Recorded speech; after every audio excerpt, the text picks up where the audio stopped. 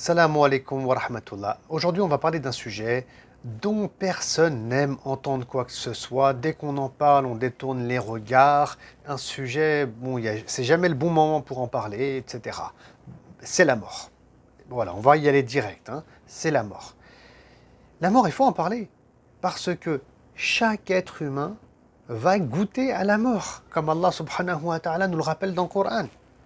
Là, c'est le mois du Ramadan, c'est le mois de la conciliation avec Allah subhanahu wa ta'ala, c'est le mois du pardon, le mois du Coran, de nos méditations. Et donc, il va falloir aussi se poser cette question de la mort et de l'après-mort. Car la vraie vie, c'est pas cette dunya éphémère, ce bas monde dans lequel on évolue, on va mourir peut-être à 40 ans, 50 ans, 70 ans, on ne sait pas. Surtout qu'avec le Covid-19, là, ça emporte mais n'importe qui, à tout âge. Le Covid-19, c'est une vraie menace qui devrait, pour les gens qui ont un peu de conscience quand même, ça devrait réveiller et nous rappeler qu'on peut, là, en ce moment, oui, concrètement, mais mourir à n'importe quel moment. Mais en réalité, on peut toujours mourir à n'importe quel moment et on ne mourra que quand Allah subhanahu wa ta'ala l'aura dicté. Mais sur un plan rationnel, logique, de contexte, la mort, on peut voir aujourd'hui qu'elle rôde autour de nous. Et donc c'est un sujet dont il faut parler, c'est le mois du Ramadan, c'est peut-être la bonne occasion. Je disais, la vraie vie, elle va démarrer après la mort. Et ça, il faut que ça soit, comment dire, un concept théologique clair chez chaque musulman et chez chaque croyant. D'ailleurs, qu'est-ce qu'il dit Allah subhanahu wa ta'ala par rapport à la vie de l'au-delà, la vie qui commence justement après cette mort à laquelle on va tous goûter? Il dit dans le verset 24 de la sourate 89, « Malheur à moi », ça c'est une personne qui parle dans l'au-delà, hein. Allah subhanahu wa ta'ala revient sur cette scène qui n'avait pas du tout la foi, qui n'a pas œuvré dans le bien. Cette personne dit « Malheur à moi, si seulement j'avais accompli quelques œuvres méritoires pour ma vie future. » En arabe, « Ya laytani qaddamtu li hayati ». Donc j'ai traduit par « ma vie future hein, », mais Allah subhanahu wa ta'ala en langue arabe, il dit « li hayati », ma vie. C'est-à-dire que la vraie vie, dans la vision coranique, ce que Allah appelle la vie en réalité, hein, ce n'est pas celle dans laquelle on est actuellement, mais c'est celle de l'au-delà. Naam. Et donc, qu'est-ce qu'on a préparé pour après la mort? C'est un rendez-vous auquel on doit se préparer. Mais le problème, c'est qu'on oublie. Et oui, et on oublie, et on est négligent, parce qu'on est dans notre routine, à gagner notre vie, à travailler, à bosser, à courir derrière les plaisirs de ce bas monde. Et d'ailleurs, Allah subhanahu wa ta'ala souligne aussi cette réalité de l'être humain lorsqu'il dit dans le Coran « Alhaakumut takasur, hatta zurtumul maqabir ». C'est-à-dire que la course aux richesses, hein, at-takasur, il y a le mot kathir dedans, c'est-à-dire beaucoup.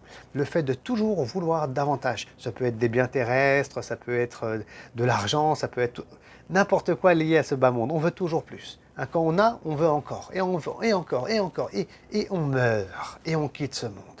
Et donc, cette course à vouloir toujours plus que ce que Allah subhanahu wa ta'ala nous a donné, hein, ça va nous détruire.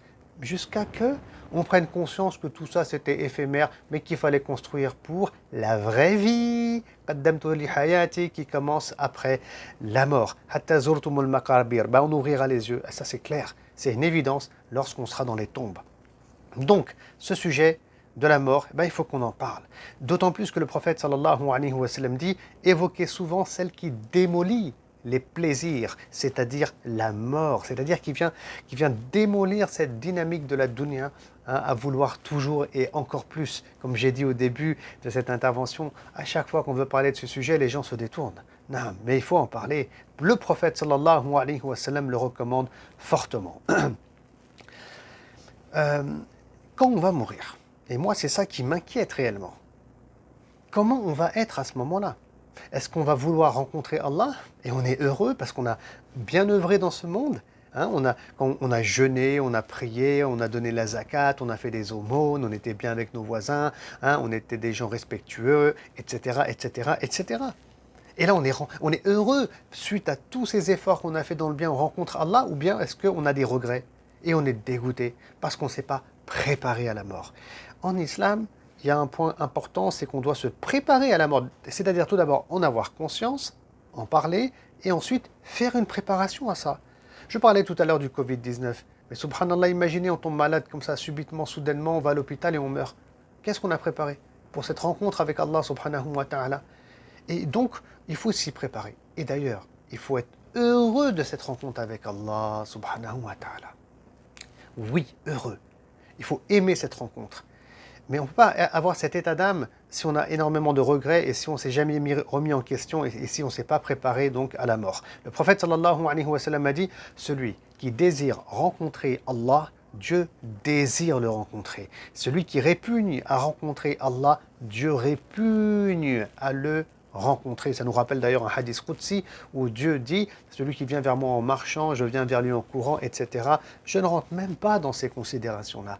Vous avez vu, si tu aimes rencontrer Allah, sache que de l'autre côté, Allah il aime aussi te rencontrer. Voilà, c'est comme ça qu'on doit se tourner vers Allah. Et Abu Huraira, radiyallahu ta'ala anhu, le compagnon qui a rapporté énormément de hadiths, disait alors qu'il était dans les affres de la mort, prêt à rencontrer son Seigneur, il disait, Seigneur, j'aime aller à ta rencontre. Aime donc toi aussi venir et aller à ma rencontre. Et puis une histoire aussi qui est magnifique, c'est celle de Fatima, la fille du prophète sallallahu alayhi wa sallam. Lorsque son père est dans les affres de la mort, et le prophète, donc son père, va l'appeler. Et il va lui chuchoter quelque chose à l'oreille. Elle va se mettre à pleurer. Et ensuite, il va lui chuchoter quelque chose, et là, elle est heureuse et elle sourit. Cette histoire-là, elle est magnifique. Elle est magnifique. Parce que quand elle expliquera plus tard, elle dira, j'ai pleuré car j'ai appris que mon père allait mourir et allait me quitter. Et ensuite, il m'a dit que je serais la première personne de sa famille à mourir et à le rejoindre. Et là, j'ai été contente. Et effectivement, on sait que Fatima, radiyallahu ta'ala anha, est morte environ 6 mois après la mort du prophète Mohammed, sallallahu alayhi wa sallam. Et donc, quand on lui annonce ici qu'elle va mourir, elle est heureuse. Mais elle est pourtant mariée, elle a des enfants.